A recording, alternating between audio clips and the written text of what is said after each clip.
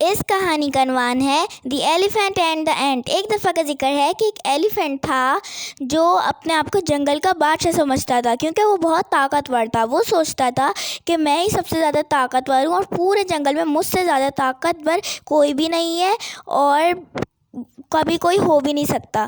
تو ایک دن پھر وہ گزر رہا تھا، جنگل میں واک کر رہا تھا، تو اس کو ایک کوا دیکھا۔ اس نے اس سے کہا کہ فوراً میرے سامنے جھکو، تو کوا منع کر دیتا ہے۔ تو پھر اس کے بعد ایلیفینٹ اس کا جو جس درخت پہ بیٹھا ہوا ہوتا ہے وہ درخت گرا دیتا ہے، پھر کوا جو تو اڑ جاتا ہے۔ تو ایلیفینٹ بولتا ہے کہ دیکھا، مجھ سے آئندہ پنگا مت لینا، میں بہت زیادہ طاقتور ہوں، اس پورے جنگل میں مجھ سے زیادہ طاقتور کوئی بھی نہیں ہے۔ پھر ایک دن وہ چیونٹیوں کے گھر کے سامنے پانی پی رہا تھا۔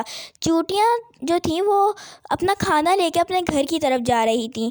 پھر ایلیفینٹ نے اپنے سونڈ میں پانی جمع کیا ندی سے، پھر ان کے اوپر پھینک دیا۔ پھر بیچاری چیونٹیاں جو تھیں وہ بھیگ گئیں۔ تو ایک چیونٹی نے کہا کہ اب میں اس کو سبق سکھا کے ہی رہوں گی۔ پھر ایک دن وہ اپنے گھر سے باہر نکلی تو اس نے دیکھا کہ ایلیفینٹ سو رہا ہے، تو وہ اس کی ناک کے اندر چلی گئی اور اس کو کاٹنے لگی۔ ایلیفینٹ درد سے رونے لگا، تو پھر وہ کاٹتی رہی۔ پھر اس نے ایلیفینٹ نے کہا پلیز باہر نکلو، پلیز مجھے معاف کر دو، میں نے جو بھی کیا۔ تو پھر چیونٹی باہر نکل جاتی ہے۔ پھر اس کے بعد ایلیفینٹ روتا ہوا بھاگ جاتا ہے۔ تو اس سے ہمیں سبق ملتا ہے کہ کوئی بھی کمزور نہیں ہوتا ہے۔ Thanks for watching and please like and subscribe my channel.